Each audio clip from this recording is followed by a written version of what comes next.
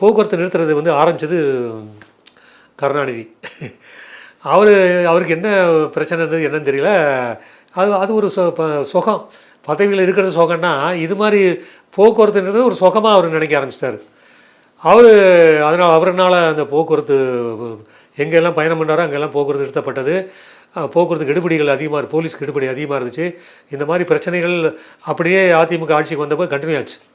ஜெயலலிதா வந்தப்போ அது கண்டினியூ ஆச்சு. அவங்க ஆரம்பத்தில் இது மாதிரி போக்குவரத்து இப்படி போய்கிட்டு இருக்காங்களே, இப்படி மக்களை துன்புறுத்துகிறாங்களே, கருணாநிதி போய் இந்தமாவும் வந்து துன்புறுத்துறாங்களே எல்லோரும் பேச ஆரம்பிச்சிட்டாங்க. அப்படி காத்துக்கிட்டு இருக்கிற அந்த இதெல்லாம் பிரச்சனைகள்லாம் ஜெயலலிதா கவனத்துக்கு போகுது.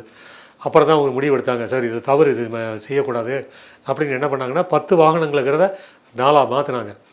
4ஆக மாற்றி இப்போ சொன்னேன் இல்லையா டியூன் லைன், அதான் ஒரு வழியில் போகிறது மறு வழியில் வாகனங்களை அனுமதிக்கிறது. ஸோ அப்படி பண்ணி அவங்க அதை சரிப்படுத்திக்கிட்டாங்க.